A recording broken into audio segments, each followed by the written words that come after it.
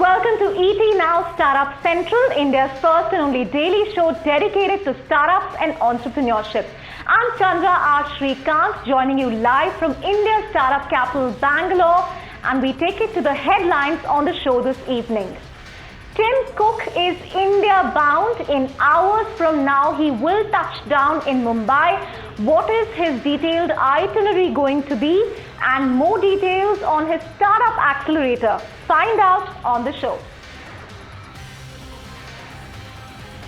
Who raised what last week and how does it fare compared to the lackluster week before? Find out on our weekly funding meter with Venture Intelligence. One of the most prolific investors in the Indian startup ecosystem, Tiger Global, has reduced its stake in Amazon by 67%. This is crucial as Tiger Global is the largest investor in Flipkart, India's largest e-commerce player.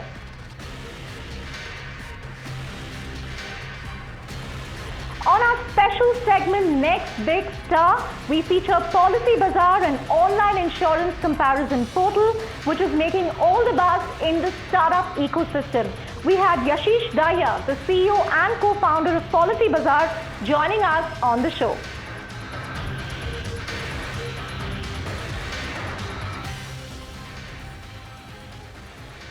Let's take it to the top story then. And this is a story that we really broke yesterday on ET Now about Tim Cook's India visit and the detailed itinerary that he's going to have over the next 3 days here. So just to give you a quick recap, Tim Cook will touch down in Mumbai tonight, and some of his meetings in Mumbai include meetings with RIL officials, with Vodafone. Remember, he had spoken about connectivity in India during the recent earnings call, and he said how the LTE rollout could be a game changer. We also understand that apart from Mumbai, the other cities that he will visit include Hyderabad, where he will firm up plans for its new development center, and also New Delhi later this week, where he will meet Prime Minister Narendra Modi and key ministers of his cabinet. Now, if you look at the key areas that Tim Cook is going to push, sources we've been speaking to say that the Apple stores for which they've sought permission, that's going to be top of the agenda, along with a push to sell refurbished or used phones in India. Now, this is a request that the government turned down a few weeks back, but that's something that Tim Cook is going to push for. Additionally, there will also be initiatives around Digital India, Startup India, and Apple is going to launch its startup accelerator in Bangalore. No details on who they are going to partner with, if they are going to work with industry associations for this, but very clearly they are looking to leverage developers in iOS to really power their products worldwide. To really get you more perspective on what India means for Apple, we have Jaideep Mehta joining us live all the way from New Delhi. He's the Managing Director, South Asia for IDC.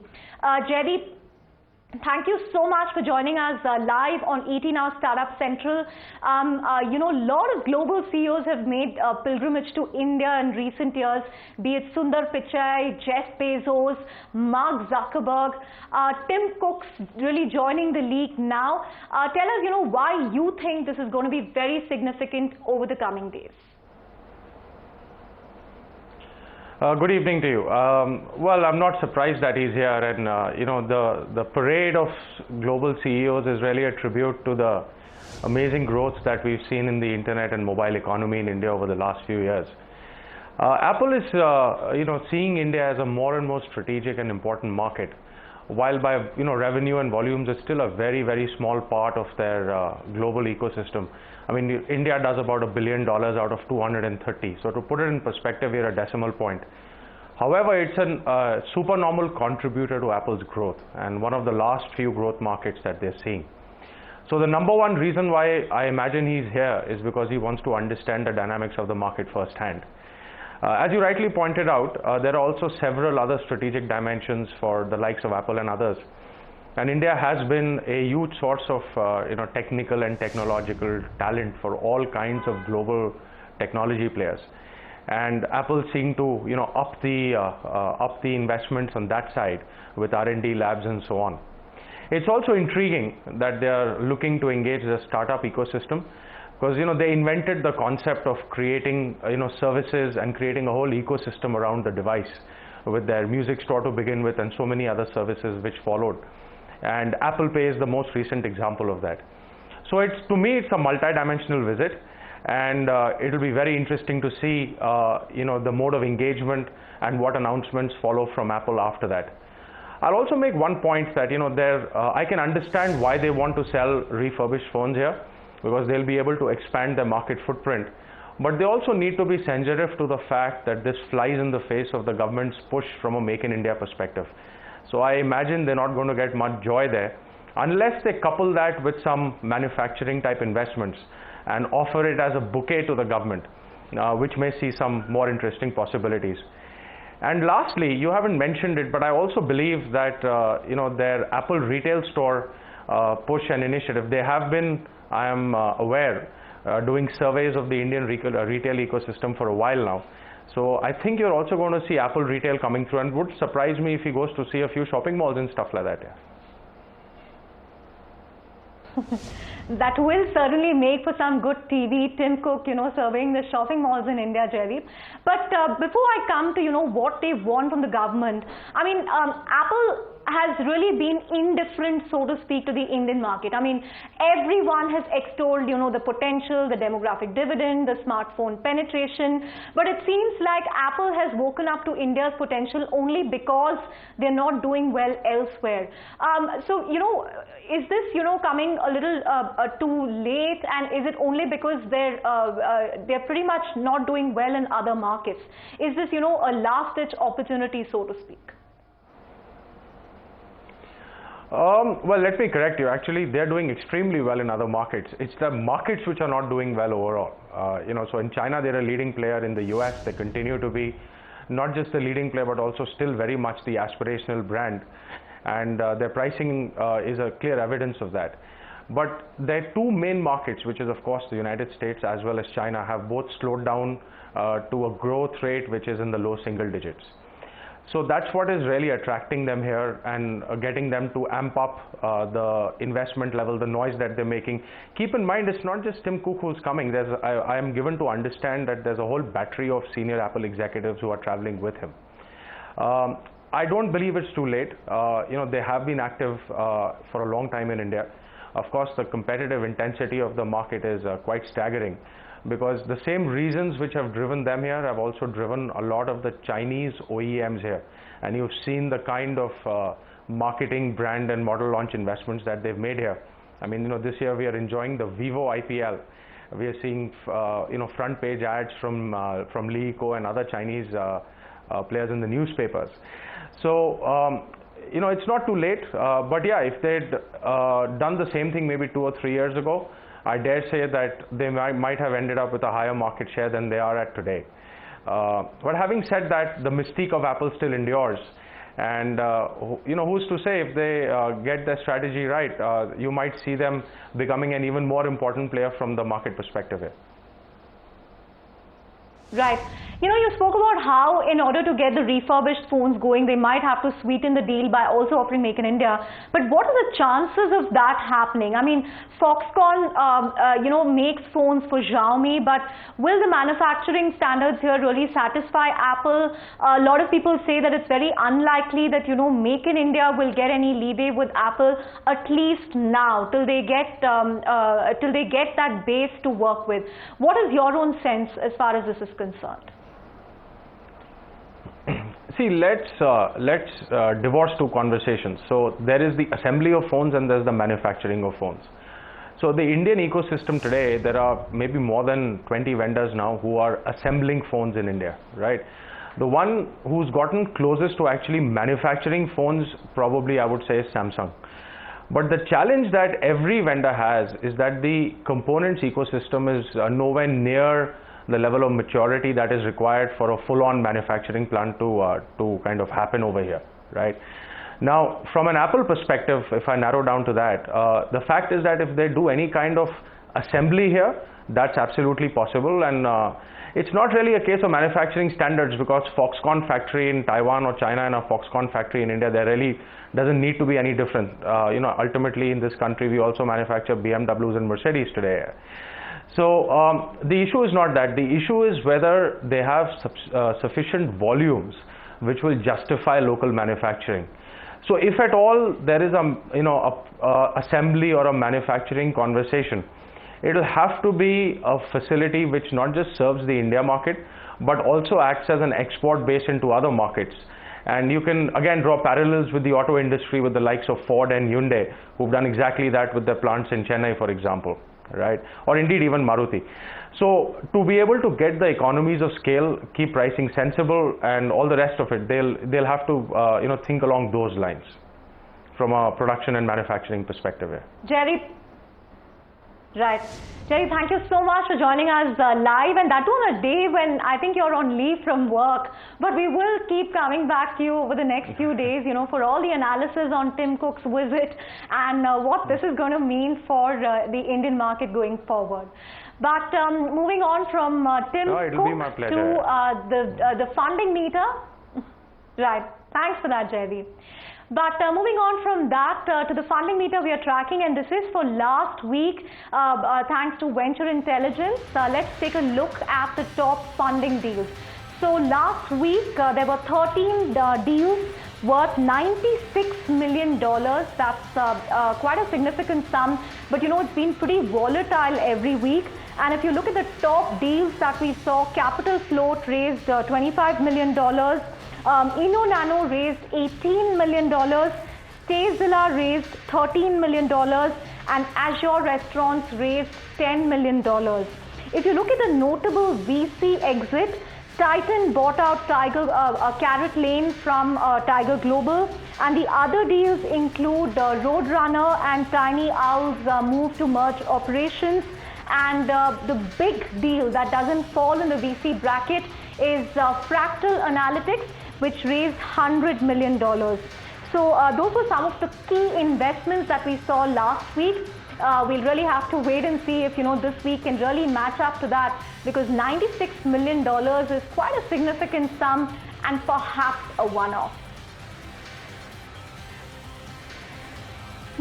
Moving on to our next big news story today then, where we are talking about one of the most active hedge funds in India, Tiger Global, which pretty much has its pie in most notable internet companies, and the biggest investor in Flipkart. Now they have cut their exposure to Amazon by a whopping 67%, and also Chinese e-tailer JD.com by over 25%. Rahul Dharma joins us live on ED Now Startup Central to really take us through the latest filings that Tiger Global has made, and what this means as far as its India investments are concerned. Rahul.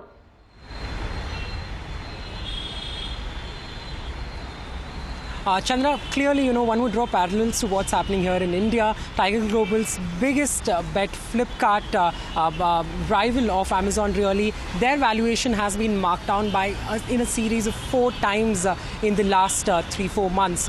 So in regulatory filings, Tiger Global has said that it is cutting down its stake in Amazon by 67%. This is the quarter ending March, and also, as you mentioned, in Chinese retailer JD.com by 25%. Remember, Tiger Global had picked up a stake in Amazon for $1 billion in September last year.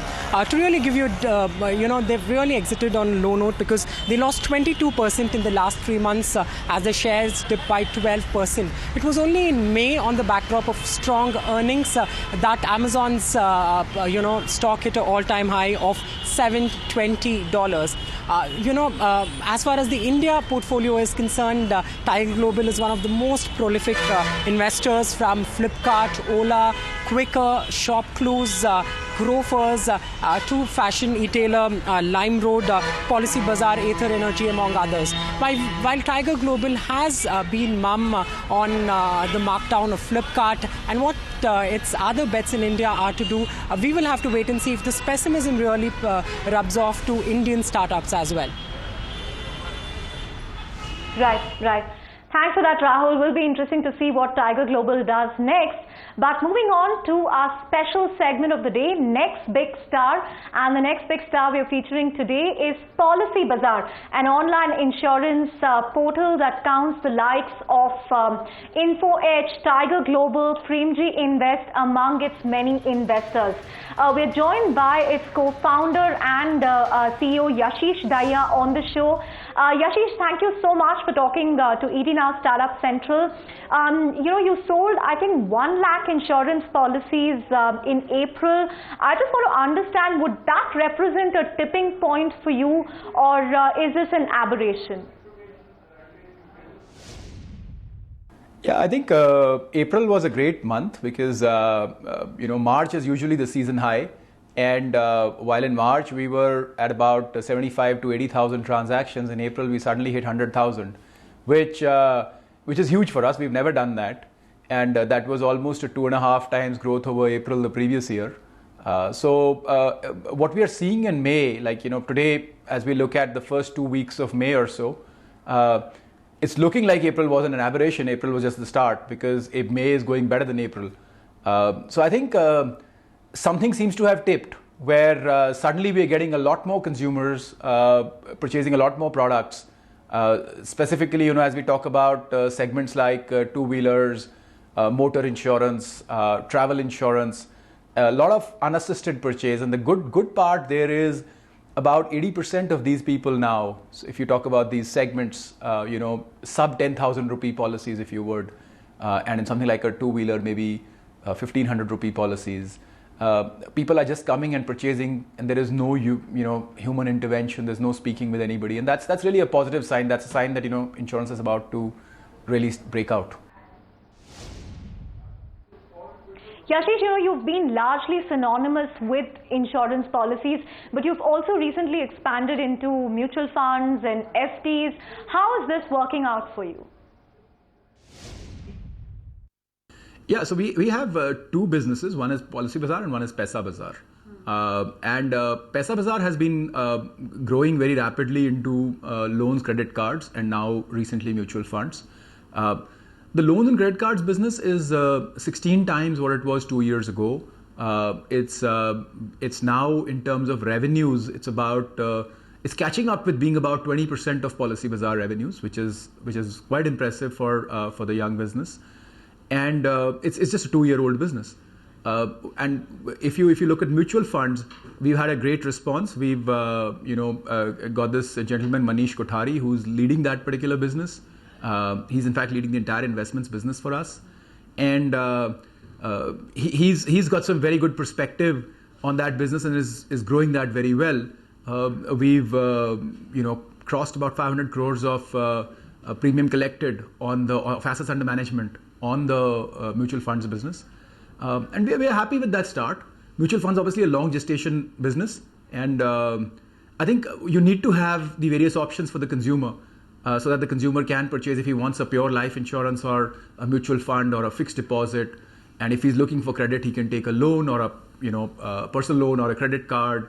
He can consolidate things. So, you have to be able to help a consumer in many ways, or at least, forget help, but at least give all the options that are available. And then it's up to the consumer to decide which one they want to go with.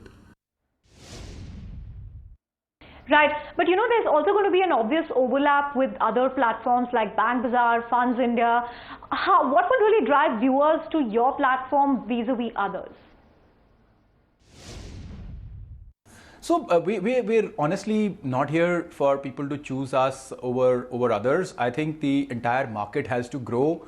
There's a lot going on in the market. I think if you look at financial services as a category, it would be that one category which has not really moved online. I think we are fortunate, as of today, to be the largest in the category, but that doesn't have to stay forever. Somebody else can become large in the future. We'll obviously try to stay the largest, and I think all of us together will grow this market. We will all take away the pain from the consumer, which he has today, of whether it is dealing with the information which is not available, which is not reliable, not enough information, or whether it is dealing with processes which are very painful, whether it is KYC, whether it is issuance, whether it is all that pain that the consumer is facing, and because of which I think the financial services industry itself is somewhat constrained. I think slowly those margins will come down, slowly it will become more well-oiled, and slowly players like us, including the others you mentioned, will all grow. I don't think necessarily we have to compete with each other. When I was running e-bookers in Europe, we spent a lot of time thinking about whether we were growing or Expedia were growing. But the point is there were 32,000 offline agents, and both of us kept growing very fast. So there is a very large business out there, and all of us put together are probably 5-7% of the total business. So till we get to 50-60% of the business, let's kind of change the tide rather than kind of compete with each other. Yashish, there's also been a lot of buzz about unified payments interface, Aadhaar, the role that this is going to play going forward. What is your own sense into this? I think it'll make things easier for us. It'll hopefully make things easier for others as well. And what that means is the shift from offline to online, or the integration between offline to online, will be far quicker than in the past. I think, most of the products that we deal in fact, all the products we deal in are information heavy, delivery light. There is really no physical product being moved, right? It is just information and a contract, right? So eventually, if the processes of enabling that contract become easier, then digital can grow faster. Otherwise, you need the physical contact for somebody to go pick up documents, etc., etc. So I think all of us will benefit, and I'm assuming some new players who may not so far be in the financial services industry may also come into the financial services industry, which will speed up the market. Finally, Yashish, you had raised funds last year. Are you well funded for now? Do you see any needs in the near future? You'd also spoken about a possible IPO a few years back. Is that on the horizon anytime soon? See, we have about 300 crores in the bank right now, and our lifetime funds requirement is about 40 crores. So while in the last 3 years it was a crazy time, and I think there was almost a race to raise more money, and we were part of that race. That's why we raised so much capital. I think given that the markets have settled down a bit, there is no such race in our mind. I think now we are headed towards profitability. I think the year after we should be profitable. This year, as I said, we will lose about 30-40 crores overall, and thereafter we should be profitable. I think the year post that, if you think about it, our revenues would be roughly about 300 crores. We should have profits of maybe about 40-50 crores coming out of that. And if our investors wish, that is a pretty IPO-able company.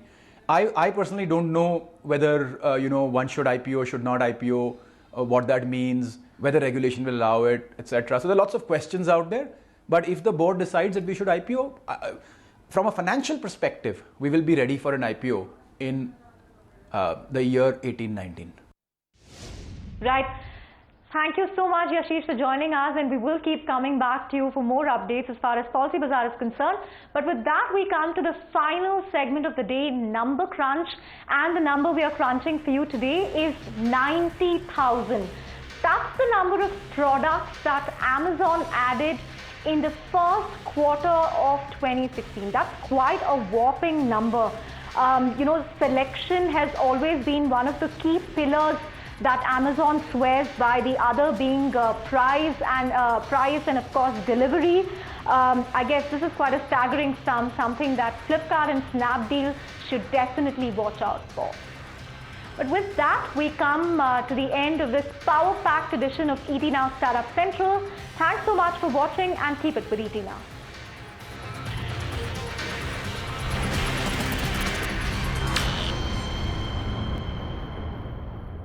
Find us on Facebook at facebook.com/ETNow, and don't forget to click the like button. You can also follow us on Twitter at ETNowLive. To stay updated with all our programming, hit the subscribe button on our YouTube channel by logging on to youtube.com/user/ETNow.